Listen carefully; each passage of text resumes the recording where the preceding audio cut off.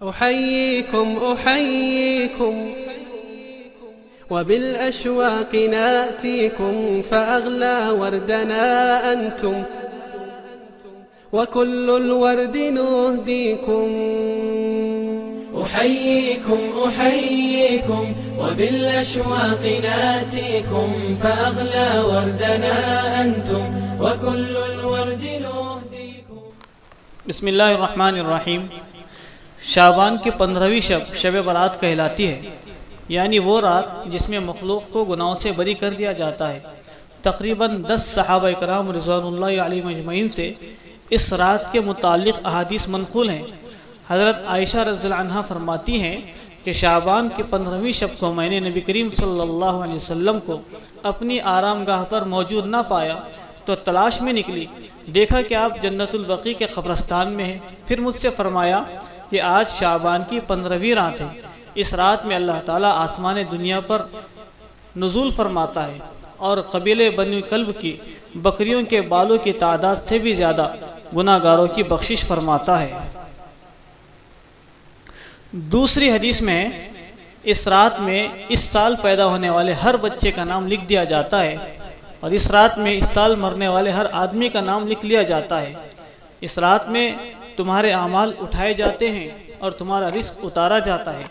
اسی طرح ایک اور روایت میں ہے کہ اس رات میں تمام مخلوق کی مغفرت کر دی جاتی ہے سوائے 7 لوگوں کے، اور وہ 7 لوگ یہ ہیں: مشرک، والدین کا نافرمان، کینہ پرور، شرابی، قاتل، شلوار کو ٹخنوں سے نیچے لٹکانے والا اور چغل خور.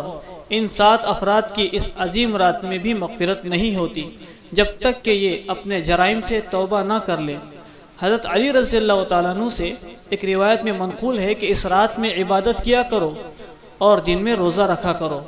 اس رات سورج غروب ہوتے ہی اللہ تعالیٰ اپنے بندوں کی طرف متوجہ ہوتے ہیں اور اعلان ہوتا ہے: کون ہے جو گناہوں کی بخشش کروائے؟ کون ہے جو رزق میں وسعت طلب کرے؟ کون مصیبت زدہ ہے جو مصیبت سے چھٹکارا حاصل کرنا چاہتا ہو؟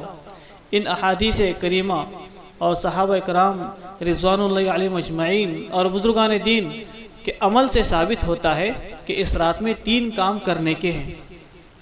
نمبر 1، قبرستان جا کر مردوں کے لیے ایصال ثواب اور مغفرت کی دعا کی جائے. لیکن یاد رہے کہ نبی کریم صلی اللہ علیہ وسلم سے ساری حیات مبارکہ میں صرف 1 مرتبہ شب برات میں جنت البقیع جانا ثابت ہے. اس لیے اگر کوئی شخص زندگی میں 1 مرتبہ بھی اتباع سنت کی نیت سے چلا جائے تو اجر و ثواب کا باعث ہے. ہر سال جانا ضروری نہ سمجھے، لیکن جاتے وقت پھول، پتیاں، چادر چڑھاوے اور چراغاں کا اہتمام کرنا اور ہر سال جانے کو لازم سمجھنا، اس کو شب برات کے ارکان میں داخل کرنا یہ ٹھیک نہیں ہے بلکہ بدعت ہے. جو چیز نبی کریم صلی اللہ علیہ وسلم سے جس درجے میں ثابت ہے اس کو اسی درجے میں رکھنا چاہیے. اسی کا نام اتباع اور دین ہے. دوسری بات یہ کہ اس رات میں نوافل، تلاوت، ذکر و اذکار کا اہتمام کرنا.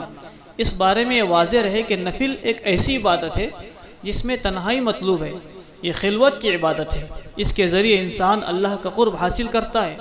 لہذا نوافل وغیرہ تنہائی میں اپنے گھر میں ادا کر کے اس موقع کو غنیمت جانے. نوافل کی جماعت اور مخصوص طریقہ اپنانا درست نہیں ہے. بعض جگہ تو صلاۃ التسبیح کی نماز بھی باجماعت ہوتی ہے، حالانکہ صلاۃ التسبیح کی نماز باجماعت ادا کرنا یہ مکروہ تحریمی کا درجہ رکھتی ہے. لہذا اس سے بھی بچنا چاہیے. یہ فضیلت والی راتیں شور و شغب، اجتماع منعقد کرنے کی راتیں نہیں ہیں، بلکہ گوشے تنہائی میں بیٹھ کر اللہ سے تعلقات استوار کرنے کی قیمتی لمحات ہیں. ان کو ضائع ہونے سے بچائیں. تیسری بات یہ ہے کہ دن میں روزہ رکھنا مستحب ہے. ایک تو اس بارے میں حضرت علی رضی اللہ عنہ کی روایت ہے، اور دوسرا یہ کہ نبی کریم صلی اللہ علیہ وسلم ہر ماہ ایام 20 یعنی 13، 14، 15 چاند کی تاریخ کے روزوں کا اہتمام فرماتے تھے. لہذا اس نیت سے روزہ رکھا جائے تو موجب اجر و ثواب ہوگا. بہرحال اس رات کی فضیلت بے اصل نہیں ہے اور سلف صالحین نے اس رات کی فضیلت سے فائدہ اٹھایا ہے. اللہ عمل کی توفیق